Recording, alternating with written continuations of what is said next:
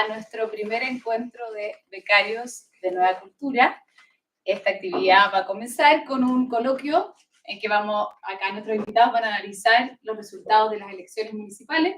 Después Joaquín García Huidobro les va a dar unas palabras para explicar el objetivo de este encuentro y, bueno, los desafíos que tenemos todos como parte de Nueva Cultura y como alumnos y exalumnos del Magíster en Estudios Políticos. Así que, bueno, y después terminamos con un café. Y ahí seguimos conversando y haciendo todos los contactos y relaciones que se puedan hacer. Así que aquí los dejo con los invitados. Muy buenas tardes a todos, bienvenidos. Muy bueno verlos aquí, algunos de la primera generación de Magíster en Estudios Políticos. Fuimos alumnos varios, están también. Yo soy Francisca Echeverría, trabajo en el Centro Signos de la Universidad de los Andes, el que depende, junto con el Instituto de Filosofía, el Magíster en Estudios Políticos, y vamos a tener esta conversación con Daniel Massuy y Cristian Pizarro sobre las elecciones recientes de este fin de semana. Daniel Massuy, bueno, a todos les hizo clase, supongo. Es doctor en Ciencia Política por la Universidad de Rennes, Francia, es director del Centro Signos de la Universidad de los Andes y analista político, panelista de diversos programas, columnista, etc. Eso es lo más importante, columnista del Mercurio. Columnista del Mercurio, dice Cristian. Cristian Pizarro es magíster en Estudios Políticos por la Universidad de los Andes, es candidato a doctor en Comunicación Política por la Universidad San Pablo CEU, España, o al revés, CEU San Pablo, España, algo así. ¿A qué lado? CEU San Pablo, CEU San Pablo. Y es editor del cuerpo de reportajes del Mercurio, que también es panelista de algún programa radial, ¿verdad? Sí. Bien, entonces vamos ya con el tema de nuestro coloquio de hoy sobre las elecciones del pasado fin de semana. Quería preguntarle primero a Cristian cómo ve el panorama general, quién ganó, quién perdió, cómo se reconfigura el escenario político nacional a partir de estas elecciones. Bueno, muy buenas tardes a todas, a todos, a tis. Mira, una reflexión que quisiera arrancar es que yo creo que una de las cosas buenas que tuvo estas elecciones de sábado y domingo pasado es que volvimos a hablar de política. Veníamos hace demasiado tiempo, semanas y meses incluso, hablando de corrupción, hablando de presuntos delitos, hablando de filtraciones. Y creo que al país, a nosotros, como ciudadanos, nos hace bien, hablar en el debate público, hablar también de política democrática, y qué mejor que hacerlo a través de un proceso electoral como el que tuvimos, que en general a mí me parece que anduvo bastante bien. Yo destacaría como primer rasgo, creo que vamos a estar en eso de acuerdo con Daniel, me parece que fue una elección que trajo mucho equilibrio al cuadro político. No hubo grandes ganadores, pero tampoco hubo grandes perdedores. Y aquí probablemente también Daniel podrá, con mayor versación que yo, por lo menos, tener a lo mejor alguna respuesta, pero salvo cuando los países se polarizan mucho y pasan por periodos como los que nos tocó a nosotros con el estallido, probablemente el péndulo así de grandes ganadores en las elecciones y de grandes perdedores uno lo ve. Pero lo normal, lo habitual, es que si uno tomara X número de países y elecciones, las elecciones suelen ser, ¿cierto?, más de resultados equilibrados, es decir, se ganan un tipo de autoridades, se pierden otras, los partidos de un sector. Ahora, estamos todavía bajo el influjo de alguna manera, de los 5 años del estallido. Este gobierno que hay hoy día es un gobierno que nace con mucha fuerza desde ahí. Por lo mismo, las elecciones del año 2021, que son las anteriores a estas, de similares o de iguales autoridades, ya presagiaron lo que iba a ser, ¿cierto?, la llegada al gobierno del mundo del Frente Amplio. Entonces, yo lo primero que rescataría es este equilibrio, ¿cierto?, que ojalá nos dure, ojalá lo cuidemos. Creo que hubo una apuesta de los electores chilenos que en estado de régimen tienden a optar por la moderación. Ahora, en ese contexto hay algunos que les fue mejor que a otros, naturalmente, aquí estamos en una universidad, todos cuando cursamos este mismo programa, entre otros de parte del profesor Mansuy, tuvimos mejores o peores notas, y el profesor Svensson lo mismo, digamos, y Joaquín, en fin.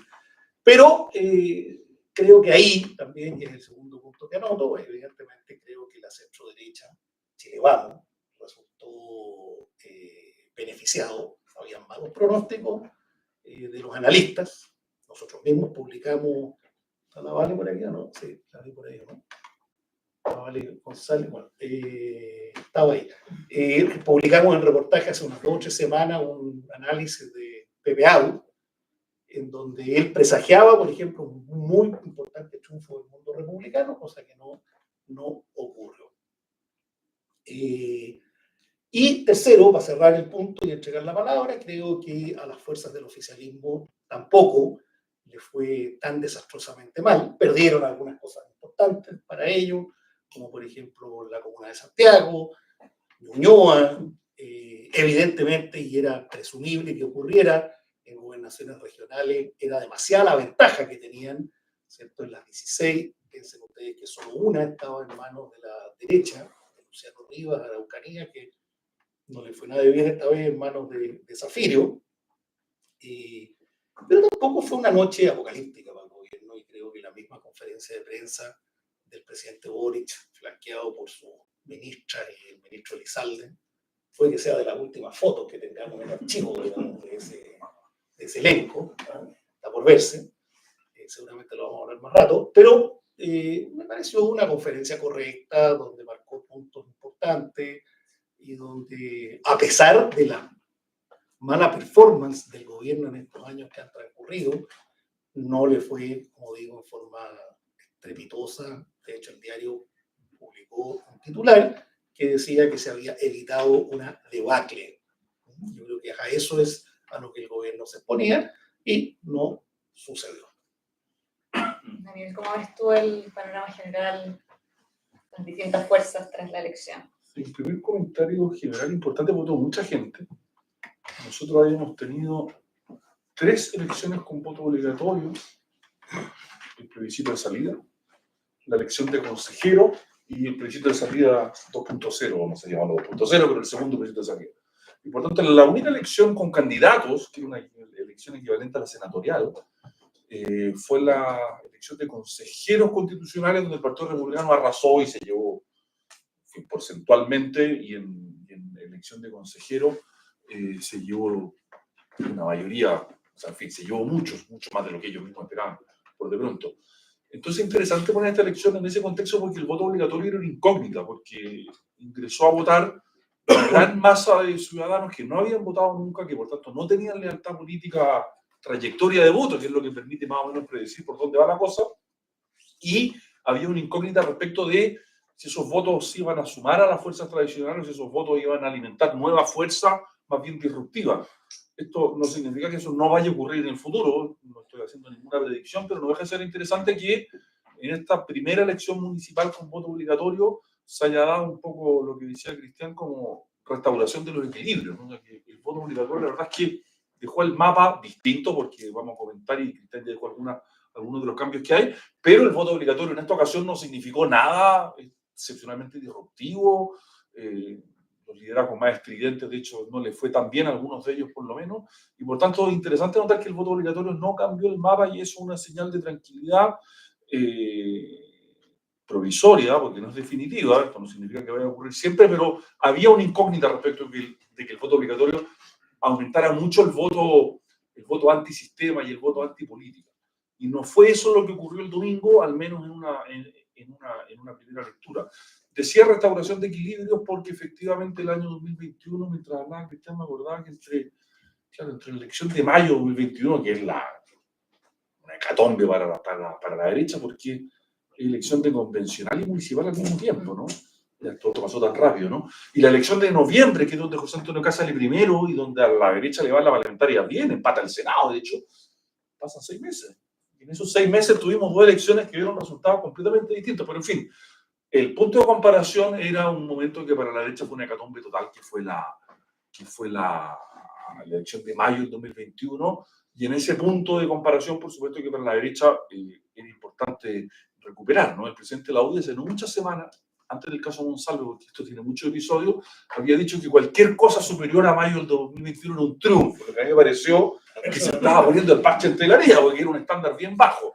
Pero desde luego el caso Monsalve después volvió a mover la expectativa, de modo que efectivamente se esperaba que el gobierno tuviera una noche muy mala y no la tuvo tan mala. Y en eso es otra cosa que hay que anotar, que es lo que la academia viene diciendo hace mucho tiempo, que el gobierno tiene una base electoral sólida, robusta y dispuesta a seguirlo apoyando, más o menos pase lo que pase, porque han pasado cosas graves y ese electorado sigue ahí. Cualquier persona que haya, no sé si aquí los hay, pero que haya trabajado en el segundo gobierno de Sebastián Piñera sabe que cuando se baja de los 20, 15 o hasta 10 puntos de popularidad, el trabajo político se vuelve simplemente imposible. Y este gobierno es verdad que no tiene mayoría, es verdad que tiene una situación política incómoda, es verdad que tiene escándalos en la moneda, pero los enfrenta con 25, 30 puntos de apoyo y eso no es poco. En la democracia contemporánea poca gente lo tiene. Y complementando lo que decía Cristian, efectivamente el mundo republicano, no solo por sí mismo, sino que alimentado por analistas, fue una mala elección para las encuestas. Por ejemplo, en Santiago se daba una elección extraordinariamente reñida, fueron, no sé, más de 20 puntos de diferencia, o sea, no fue reñida por ningún lado. O sea, el mundo republicano, alimentado por algunos sondeos y alguna gente que se dedica a eso, había alimentado una expectativa de sacar más de 20 puntos, eventualmente 25, se decía. Y claro, medido con esa expectativa, la verdad es que en lista de concejales del Partido Republicano sacó 13%, que es como la mitad de eso. Y por tanto, hubo ahí no sé llamarlo un fracaso, porque es verdad que obtuvieron mucho más votos que lo que habían obtenido en el 2021, pero efectivamente estuvieron muy por debajo de su expectativa, y eso reequilibra las cosas al interior de la derecha, porque la derecha de Chile Vamos con un temor hacia el mundo republicano muy fuerte, que a mi juicio fue fuertemente atenuado el domingo, ¿no? No había una amenaza tan fuerte, Renovación Nacional no solo resistió, sino que le fue bien, la UDI resistió, y la estrategia del Partido Republicano, que era más bien una lucha, por favor, legítima, estoy simplemente aquí describiendo el panorama, una lucha por la hegemonía al interior de la derecha, si es que esa era la apuesta del mundo republicano, no le fue bien y no la ganó. Y habrá que ver cómo sigue esta historia para el próximo año, pero esa primera apuesta de que el Partido Republicano fuera más o menos equivalente a todo Chile Vamos, la verdad es que estuvo lejos de ser exitosa y por tanto se reequilibran las cosas, ¿no? Y por lo mismo, no digo ningún misterio, fue una buena noche, grosso modo, para Evelyn Matei. Hubo derrotas dolorosas, importante lo que dice Cristian. Aquí nadie se llevó la pelota para la casa, ¿no? La derecha no pudo ganar Viña, no logró recuperar Valparaíso, a veces por dispersión de votos, ¿no? El caso de Viña es interesante, no solo porque yo voto ahí, y por tanto es muy importante, sino porque si ustedes miran la votación en la comuna de Viña de core y concejal, la derecha obtiene mayoría. Y el alcalde no. Dos posibilidades complementarias. O la alcaldesa Ripamonte es una muy buena candidata o Iván Poduje no es un muy buen candidato, pero hubo malas decisiones ahí, ¿no? Hubo malas decisiones o malas campañas probablemente, pero a la derecha le fue bien, pero tuvo derrota dolorosa. Mencioné Viña, mencioné Valparaíso, mencionó Puente Alto. Los números de los alcaldes Bodanovich y Castro son números bien impresionantes en Renca y en Maipú, y por tanto la izquierda perdió, pero tiene cartas que mostrar, tiene potencial electoral y tiene sobre todo figuras emergentes que sin duda van a ser importantes en los meses probablemente, pero si no en los meses, en los años que vienen. O sea, quien tuvo aquí, el alcalde Bodanovich y el alcalde Castro van a ser figuras políticas en las próximas décadas en Chile. Están pintados para eso. Hablemos un poco de los liderazgos presidenciales, Cristian. ¿Cómo ves que la elección influye en lo que va a ocurrir en un año? Son elecciones tan distintas, ¿no? Y tal vez ahí hay una explicación parcial al menos de por qué a la autoridad, al gobierno, al oficialismo más bien, no le va tan mal. A medida que una elección penetra, ¿cierto?, el tejido territorial y social, son tantas las distintas realidades con las que una elección se topa en distintos lugares, porque esto pasa por candidatos, pasa por programas, pasa por problemas que estén levantados en esa comunidad. Y bueno, la respuesta de uno u otro, independiente de la afiliación política, que se adelgaza también desde el punto de vista del motivante para el elector a la hora de sufragar, lo conoce, no lo conoce, en fin, permite que es probable que el resultado sea un poco lo que uno vio. A medida que la elección se va para arriba, se hace más nacional, por decir así, y esto es lo que va a ocurrir con la elección de gobernadores de la segunda vuelta del 24 de noviembre, y con la elección, ¿cierto?, de presidencial y parlamentaria. Como la elección parlamentaria va de la mano de la primera vuelta presidencial, también le ocurre un poco a esas elecciones un fenómeno similar, es decir, quedan medias predencializadas. Exactamente. Y pierden ese carácter un poco territorial que tienen. Es decir, si uno pensara, incluso hay distritos que son comunas, y Viña, creo que es más lejos, ¿no? Viña no, era en el sistema antiguo. Ahora es Viña es distrito y comuna. Sí. Nosotros somos expertos en Viña, por si acaso quieren profundizar, digamos, podemos dar una clase con Mansoy de Viña. Porque los dos somos de allá, digamos. Pero bueno, lo que digo con esto es que creo que las elecciones, a medida que avanzan hacia arriba en ese sentido, van a plantear más directa y claramente este dilema, ¿cierto?, entre este carácter plebiscitario que se ha dicho que tiene la elección de gobernadores. Lo mismo va a ocurrir en la elección presidencial y parlamentaria, al menos en las principales ciudades. A ver, respecto a los candidatos, algo dijo Daniel, creo que esta fue evidentemente una buena elección para Evelyn Matei. Su sector de la derecha, Chile Vamos, salió, como decíamos hace un minuto, fortalecido de esta disputa. Le podría haber ido mucho peor, de acuerdo a los cálculos, digo, y por lo tanto ahí hay una fortaleza objetiva. Hay comunas importantes que se ganaron, hay algunas difíciles que se ven complicadas que se perdieron. Lo de Puente Alto hay que mirarlo con doble clic, como se dice, una comuna muy grande. Nos podremos meter en el perfil del personaje que asume, ¿cierto? Toledo, que es un tipo que más bien viene del mundo del octubrismo, muy cercano a esa realidad. Entonces, también, aunque sea antipático decirlo de esta manera, pero estamos hablando de política dura, de hard politics aquí, el que Marcela Cubillos haya salido potencialmente de la carrera presidencial es también una ganancia para la candidatura de Evelyn Matei, que tenía fantasmilla ahí merodeando. Mucha gente dijo, se escribió de que si a Marcela Cubillos le iba muy bien, como se esperaba antes de la crisis de los 17 millones que le podía resultar esta elección, que quedaba ahí, y que incluso ella podría provocar una eventual primaria. Bueno, evidentemente que después de lo acontecido eso desaparece y es un problema menos para Evelyn Matei. Entonces no, yo creo que a Evelyn Matei claramente le salió el sol, no es que estuviera tan nublado.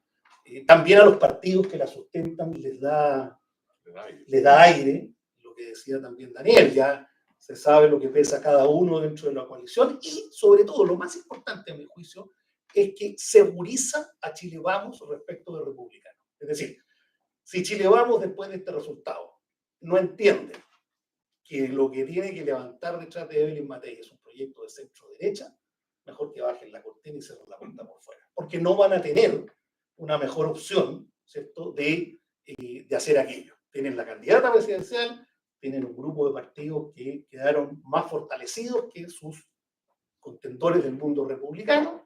Por lo tanto, este es el minuto en que tienen que ir hacia adelante, integrar al mundo republicano, pero si uno incluso se fija en aquellos lugares donde compitieron, en la mayor parte de esos lugares le fue mejor a Chile Vamos que a Republicano. Es decir, e incluso hoy día en la mañana, y cito la fuente, para no robarme el dato, y por si lo digo mal también, en un seminario de la Adolfo Ibáñez, de la Escuela de Gobierno, la Carmen Lefulón, ¿cierto?, decía, except hoy Escuela de Gobierno de la UAI, decía que la propensión de republicano, miren, es raro, es como contraintuitivo, que la propensión del elector republicano a votar por gente de Chile Vamos era mayor que al revés. Es decir, el militante o el elector Chile Vamos le cuesta más votar por republicano. Por tanto, esto no es una receta rígida, ¿cierto?, pero nos está dando una cierta referencia. Es decir, cuando se ordenan así, la cosa parece que funciona o funcionó en esta elección mejor que cuando se ordenan así. ¿Ah? Pero esto no se puede hacer uno contra otro. Evidentemente se tiene que hacer en un ambiente de armonía y de unidad. Pero ahí hay un problema que lo mencionaba Daniel en su intervención anterior, y con esto cierro, Fran, y es que mientras republicanos están en un proceso de consolidación existencial como partido, Chile Vamos quiere ganar el gobierno y por tanto tiene dinámicas, lógicas y procesos distintos. Y eso me hace pensar a mí, y aquí vuelvo a la pregunta, de que puede ser discutible, yo creo que tengo una opinión de que José Antonio Kast no sea candidato presidencial de aquí a un año. Yo creo que hay buenas razones para pensar que puede no serlo. Después lo puedo explicar. Y en el mundo del oficialismo, lo que dijo en cuanto a presidenciables, lo que dijo Daniel, yo creo que lo de Bodanovich es lo más claro, Claudio Castro, ahora bien, el primero ha dicho hasta la saciedad que no quiere ir en esta vuelta. Si yo fuera asesor de él, le diría lo mismo, que se aguante, que espere, porque no hay nada peor, como dicen en el campo, que apurar el ganado flaco, digamos. Por lo tanto, puede quedar ahí en un mal pie. Y la otra que yo creo que de alguna manera cosecha, sin que gane, es la presidenta Bachelet, que yo creo que va a ser la candidata de ese mundo en conjunto por distintas razones que después puedo explicar. Ahora tú, Daniel, y también de cara a la segunda vuelta de gobernadores como eventual plebiscito del gobierno. Sí, para no repetirme, porque estoy muy de acuerdo con muchas cosas que dijeron, interesante la disyuntiva que va a enfrentar José Antonio Kast, porque va a ser una disyuntiva o, supongo que está pensando en el tipo de cosas, ser candidato a senador 8 años tranquilo, por tanto asegurarse un futuro y además con una bancada, que es una bancada importante, o levantar una candidatura presidencial que sirva de paraguas a la parlamentaria, queriendo ganar, porque todo político quiere ganar, pero no siendo ese necesariamente su objetivo principal, sino consolidar el partido. Y se va a enfrentar a esa disyuntiva. Es interesante que haya dicho que la semana pasada, sin necesidad, porque no tiene por qué decir estas cosas hoy día, que él iba a ir 3 veces. Y que esta era la última. Lo que significa un esfuerzo por justamente despersonalizar el partido en algún minuto. O sea, por general, o sea, así lo leyó por lo menos, ¿no? Él quiere tener un partido que no está asociado a su persona, ¿no? Y es el esfuerzo en que estaba, y por eso recorre Chile, y por eso le interesaba tanto que el partido tuviera concejales y que el próximo año tenga una bancada robusta de diputados. Entonces se va a enfrentar a esa disyuntiva porque va a haber una presión, por supuesto, una presión muy significativa, de decirle, mire, vayas a senador, le aseguramos algunos cupos protegidos por aquí y por allá, usted construye su partido, pero no nos genere esta guerra fratricida que parece que más resta que suma, ¿no? El argumento del mundo republicano para formular todo esto de modo fiel a como ellos mismos lo dicen, es que se suman más votos con más cantidad. Cada cual podrá juzgar si es que el argumento es pertinente o no. Y la centroizquierda, después contesto sin duda la pregunta que no la he olvidado, Fran, la centroizquierda, yo no sé lo que tiene Cristian en la cabeza, supongo que es algo así. Se quedó sin candidato, ¿no? Porque Claudio Rego iba a ser candidato domingo y no lo fue. Ahí me cuesta pensarlo que aún ganando salga demasiado fortalecido, salvo que arrasa en segunda vuelta, lo que creo que es difícil. Pero naturalmente que él soñaba con ser el candidato este domingo pasado.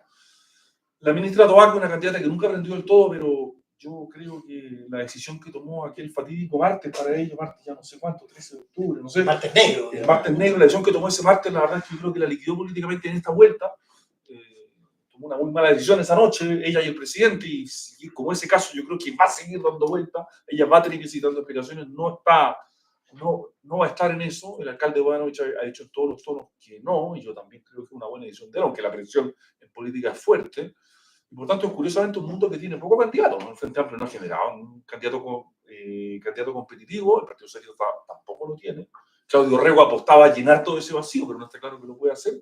Y supongo que eso es lo que conduce a Cristian, no hemos conversado, a pensar, bueno, que en ese vacío la procesión a la casa de Michelle Bachelet va a ser infinita y ahí tendrá ella que decir que sí, pero en fin, son solo especulaciones. Recuerden ustedes, a mí me tocó entrevistar a Gabriel Boric el mes de junio del 2021, cuando era candidato a la primaria, acababa de juntar la firma, y no lo decía en off porque el presidente Boric creo que lo sigue diciendo, no habla en off y por tanto las cosas que dice, él lo dice así muy sinceramente, no hablo en off, por tanto uno lo puede repetir. El presidente Boric no tenía ninguna ilusión de ganarle esa primaria a Daniel Jadwe, simplemente quería hacerle el peso al Partido Comunista, pero no se veía en 5 meses más ganando una presidencia. Por tanto, todas estas son reflexiones pertinentes, creo yo, pero el escenario puede volver a cambiar o puede surgir otro nombre. Hay alguien que va a pasar por caja esta semana, que es Rodolfo Carter, que va a querer forzar una primaria, un hombre que tiene una agenda, tiene un discurso, tiene una ambición. Y por tanto pueden haber más personas que andan dando vueltas y que quieran mover este escenario. Y la segunda vuelta de gobernadores me parece a mí que va a jugar, o sea, la oposición va a querer jugarla como un plebiscito sobre el gobierno y por tanto forzar una elección sobre el gobierno, básicamente, que en 2 regiones, particularmente Santiago y la región de Valparaíso, me parece que va a ser así, ¿no? Porque son muchos los votos y es muy frontal esa oposición. Por tanto, va a ser una elección importante. Evelyn Matthei ya la convirtió en una elección importante corriendo un riesgo, porque si tú la conviertes en importante y la pierdes, bueno, es grave, va a ser la política, hay que ir a jugar y hay que ir a apostar, pero si la oposición pierde Santiago y Valparaíso, el buen sabor con el que dio el domingo se va a acabar. Y viceversa. Si el gobierno quedó con un sabor no tan amargo el domingo, si pierde Santiago y Valparaíso va a ser un sabor mucho más amargo. Y por eso es una elección tan competitiva. Dicho eso, hay que decirlo, y esto no es una crítica, porque al contrario, un mérito del candidato que sacó votos cuando nadie daba un peso por él, pero la cantidad de dirigentes de derecha que declinaron la candidatura de la Coalición Metropolitana por ser inganable es larga esa lista. Y la cantidad de personas que se deben estar diciendo hoy día, parece que esa pelea había que darla, y es una lección de cómo en política los escenarios se construyen, y por tanto la derecha muchas veces cree en la fatalidad, y los escenarios se construyen y a veces cambian y hay que estar ahí. Voy a nombrar a otra persona, ¿no? Pero para que se entienda cómo en la política, en política las peleas nunca son perdidas, ¿no? Y el nombre de Catalina San Martín debería bastar. Catalina San Martín fue persistente en una lucha, en una voluntad, sin escándalo. San Sebastián, probablemente no sabríamos su nombre, habría sacado 2,8%, no sé, quizás 5%, pero bueno, en política la presidencia a veces paga. Eso es una lección bien interesante de lo que ocurrió el domingo. Cristian, sobre el gobierno. Aquí se ha dicho que el oficialismo como tal no ha salido tan perjudicado, pero ¿cómo ves tú al gobierno propiamente, el ejecutivo, digamos? ¿Qué cambios podrían esperar, combinado con el caso Monsalve, con lo que hemos vivido en las últimas semanas? A ver, el gobierno efectivamente es el mascarón de proa del oficialismo. Por lo tanto, lo que acontezca en ese fronte es muy incidente para lo que pasa con toda la tripulación que va detrás. No, yo creo que el gobierno claramente, lo decía Daniel, la suma de situaciones que han venido aconteciendo y el resultado de la elección, que no siendo horroroso ni mucho menos, marca un punto de inflexión. Yo creo que lo está forzando a un cuento que tiene que ver con el cambio de su equipo ministerial dentro de la próxima semana. Antes de la segunda vuelta. Sí. No, antes de la segunda vuelta, porque el día 15 se porque los candidatos, claro, aquellos que quieren ser candidatos a parlamentario tienen que salir antes del 15. El 15, que va a tardar, creo, el 15 o el 16. Claro, un año antes de la elección parlamentaria. Exacto. Por tanto, ahí hay un cambio forzoso de gabinete. Hay ministros que ya han anticipado que se quieren ir. Valenzuela, entiendo, el de Agricultura, me decían ayer, la ministra Fernández, Cataldo y otros más. Y en ese cambio el presidente tendrá que aprovechar de sacar a aquellos otros que, bueno, haya que sacarlos por razones de su performance. Claro, efectivamente esa noche del martes fatídica, el caso Monsalve, se abrazaron de la peor manera, Toá con Boric, pero el régimen chileno es un régimen presidencialista, entonces cuando se hunde uno, se hunde el ministro, o se hunde el presidente, por razones obvias, digamos. Yo que efectivamente creo que sería muy extraño y muy injustificado complicado, en mi perspectiva, que no saliera la ministra Toá. Pero el error es, como dice Daniel, mayúsculo, mayúsculo. Imperdonable para una persona de su jerarquía, de su trayectoria. Yo tengo la mejor opinión, la he tenido siempre de ella, pero bueno, una mala tarde, pero en política, como en la vida, las cosas se pagan. Y yo creo que hay que cobrar esa responsabilidad política. El gobierno necesita refrescar su elenco. Le queda más de un año de gobierno todavía. En marzo recién vamos a estar a un año del cambio de gobierno. Por lo tanto, este es un equipo ministerial que tiene que acompañar al presidente casi por el año y medio que resta. No es poco. No es poco. En consecuencia, sí, yo creo que nos enfrentamos a un cambio de gabinete, como digo, la próxima semana. Si hubiera sido esta semana larga, normal, probablemente habría sido hacia fines de esta semana. Digamos que en ese sentido salvó la campana, porque siempre para un gobierno es malo tener que cambiar gabinete el martes siguiente al domingo de una elección. Como el martes 6 de septiembre. Por ejemplo, que tuvieron que ingresar, ¿cierto?, la ministra Toá y hacer todos los cambios que conocemos cuando se pierde el plebiscito del día 4. Además que habría sido, en ese aspecto, al menos un poco injusto, porque como el resultado tampoco es desastroso. Lo que pasa es que esto está acumulado con el caso Monsalve, que está presionando muy fuerte. Entonces, por la fecha y por estas razones que damos, yo creo que el cambio de gabinete se viene de todas maneras para la próxima semana. Y habrá que evaluar, después y podremos conversarlo, qué magnitud va a tener. Yo creo que para hacer un cambio cosmético no va a lograr el resultado que se tendría que buscar, que es refresco, reenergizar.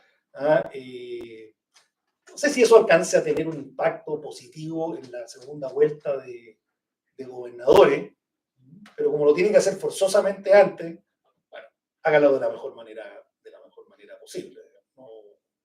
Y después, aunque no me lo estás preguntando, pero a lo mejor se lo voy a preguntar a Daniel, la oposición tampoco la tiene fácil, porque claro, estamos en las primeras 48 horas por resultado, ya hemos hablado lo que hemos dicho, y estos son bastante favorables, pero hay que administrar esto de aquí a un año más. Tenemos a una candidata con muy altas expectativas también, después de este resultado, pero una candidata como Evelyn Matei, que va a quedarse fuera de la plataforma municipal, tiene un largo recorrido todavía para llegar a incluso a una eventual primaria, que no sabemos si la va a ver en el sector. Es parte de sus decisiones que tiene que tomar. Exactamente. Y ahí, solo para anotar un punto, te van a estar preguntando todo el santo día por las cosas que están pasando, el último audio, el último escándalo. Entonces, ¿cómo administra sus palabras y sus silencios la candidata Matei y el equipo político que la secunda, su partido?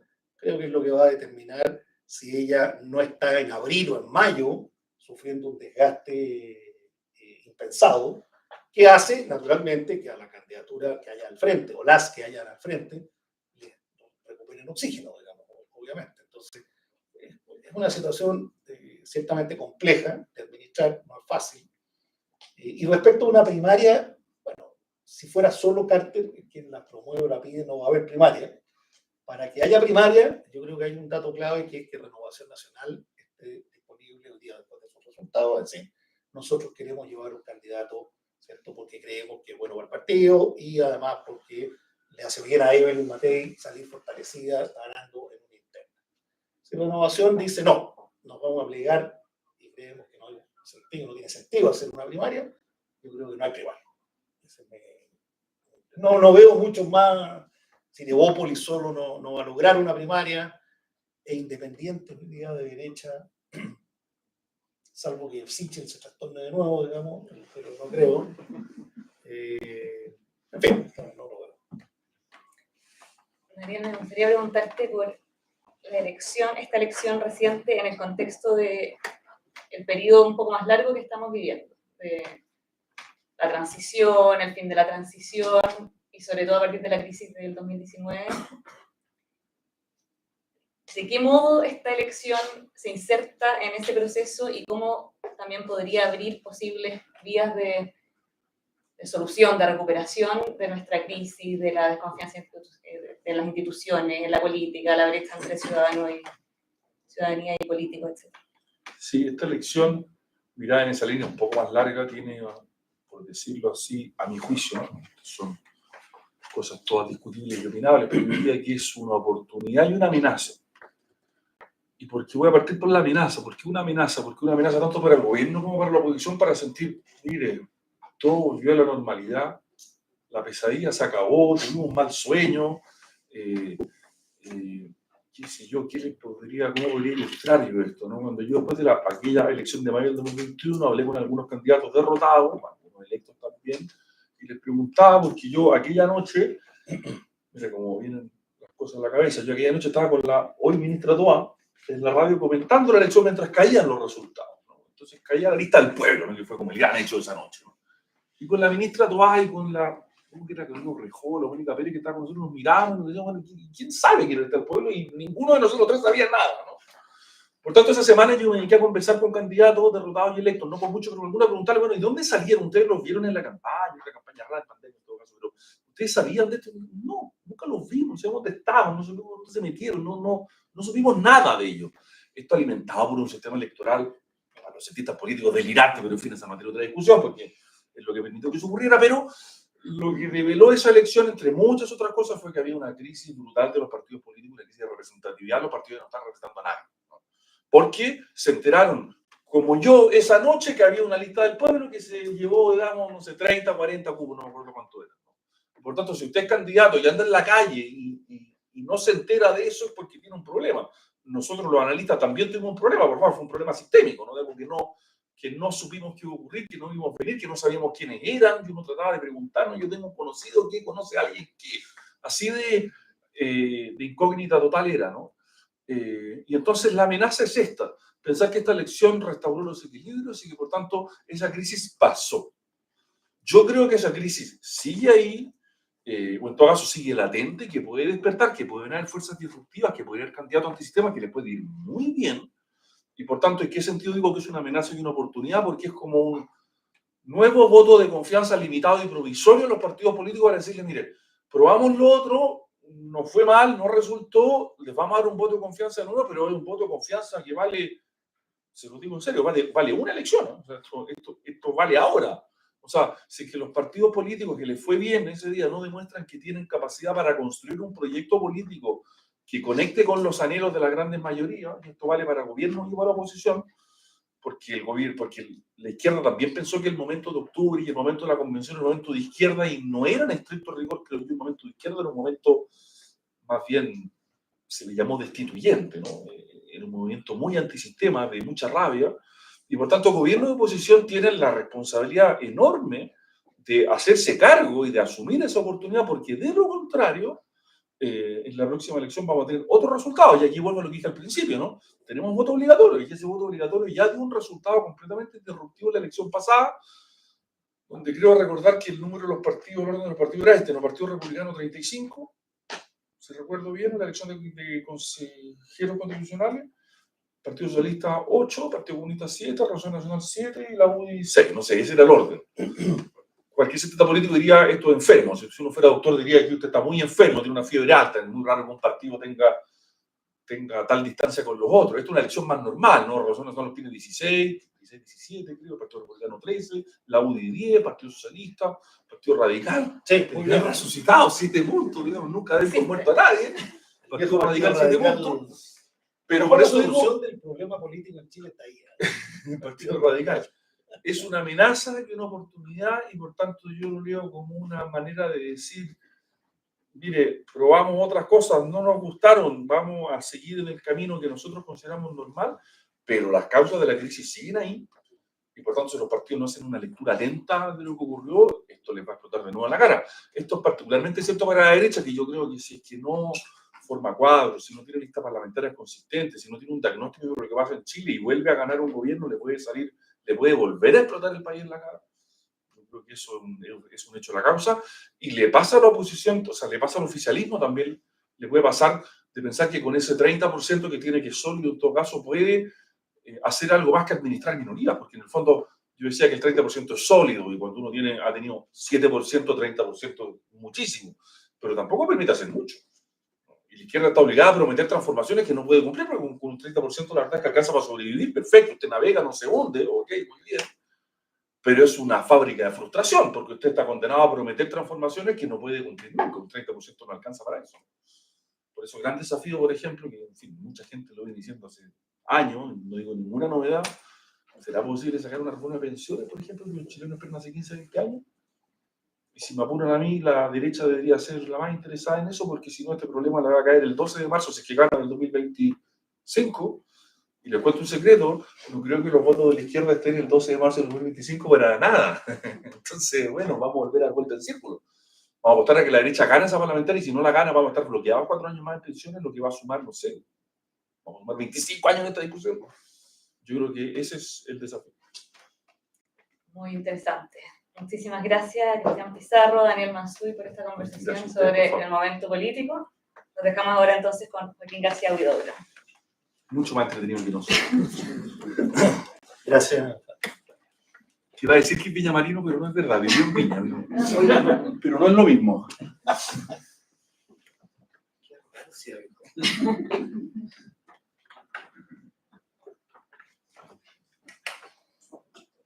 La más indignante que uno le anticipe lo que está pensando. Iba a decir que era viñamarino por adopción. Ya. Todo programa en toda universidad, vamos a parar, no mejora. Todo programa en toda universidad se articula en torno a determinadas asignaturas, en torno a ciertas materias. Y ustedes han tenido sociología, economía política y otros ramos muy difíciles que no voy a nombrar aquí para no traerles recuerdos incómodos. Sin embargo, este es un programa singular, porque se organiza no en el fondo, no sobre la base de ciertas asignaturas, sino que se apoya en 3 ciudades: Atenas, Roma y Jerusalén. Atenas, la primacía de la razón, la capacidad de la razón humana para configurar la vida social y para dirigir la propia existencia. El diálogo como modo de resolver nuestras diferencias, la capacidad de tener en la sociedad una deliberación pública. La idea de que la existencia política es una forma de excelencia humana. Eso lo hemos recibido de Atenas. En segundo lugar tenemos a Roma, la hija privilegiada de Atenas. Y Roma nos habla del valor del derecho, de un saber sistemático acerca de la justicia. Nos transmite la idea de que solo hay libertad bajo la ley y que las instituciones hacen grande a un pueblo. Y en tercer lugar, Jerusalén. Jerusalén tiene un papel en la historia humana que es ser testimonio del monoteísmo. Y ser testimonio del monoteísmo no solo frente a Osiris o a Hermes o a Poseidón, sino también a esos otros dioses que constantemente se están disputando el corazón humano.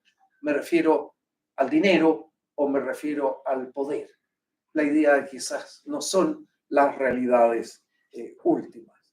Y la singularidad de Yahvé nos hace presente el carácter único de ese interlocutor de Yahvé que es el ser humano. Y de Jerusalén recibimos la idea de dignidad humana.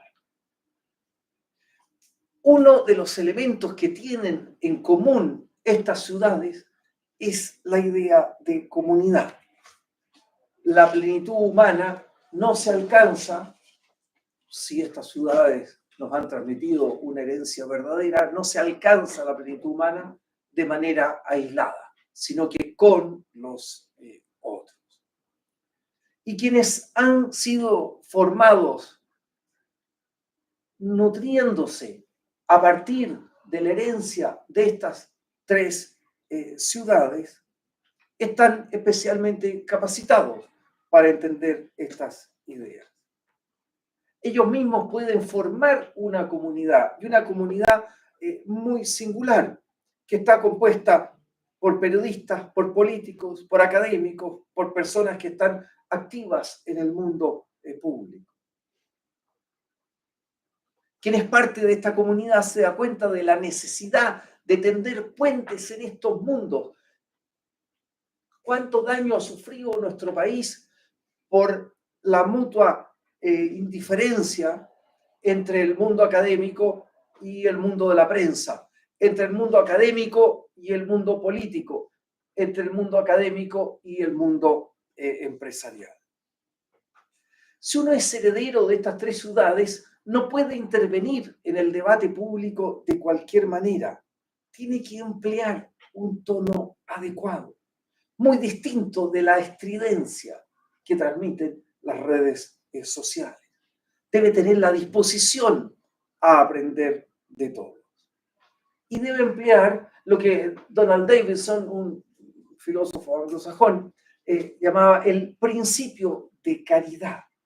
Las opiniones del adversario deben discutirse siempre en su mejor versión.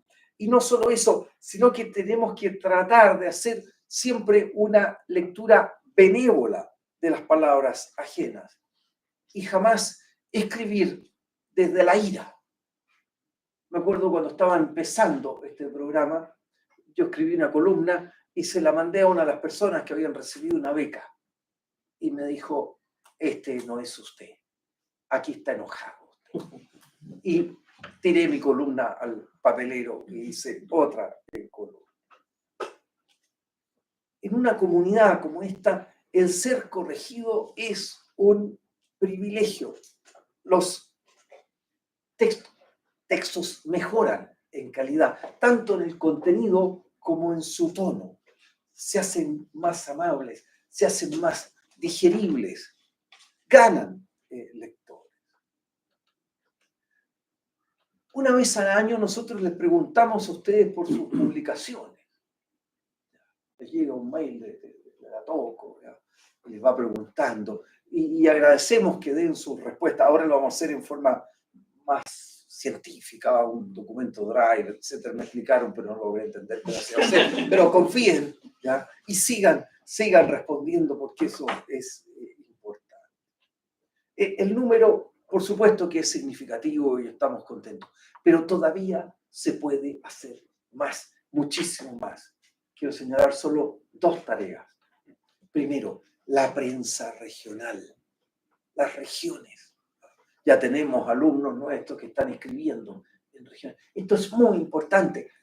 Los diarios de regiones, la televisión de regiones, las radios de regiones necesitan este apoyo. Y por supuesto que estamos haciendo un esfuerzo enorme. Algunos ya estamos haciendo viajes, hemos ido a Temuco, hemos ido a Chillana para hacer esfuerzos para traer alumnos de regiones, nos importa mucho. Y si ustedes conocen gente, por supuesto que den el dato para poder conversar con ella.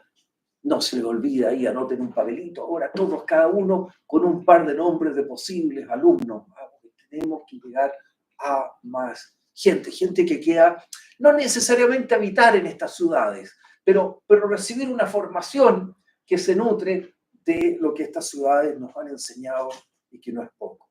Y después, muy importante, la prensa latinoamericana.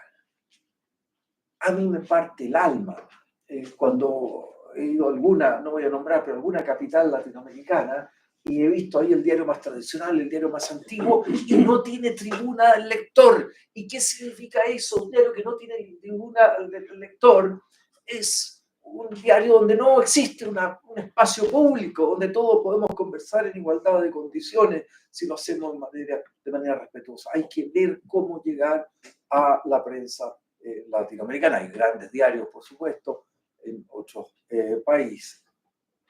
Todo esto se facilita si mantienen contacto entre ustedes. Y claro, son de distintas generaciones, pero ya el hecho, yo soy MEP, ya ese hecho crea la posibilidad de escribirle a alguien y decirle, oye, te necesito, ¿por qué no me das una entrevista sobre esto? ¿qué dirías tú sobre esta materia? Te puedo mandar esta columna y me la comente. Y entre ustedes no nos manden todo a Daniel y a mí, porque no volvemos. Todos tenemos y vemos y somos testigos de las quejas sobre el deterioro de la vida política nacional.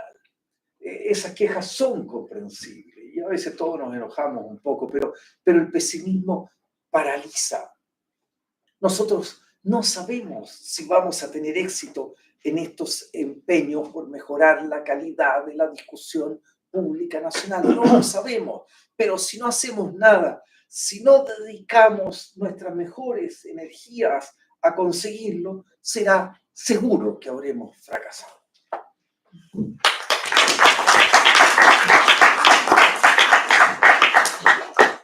Gracias a todos por haber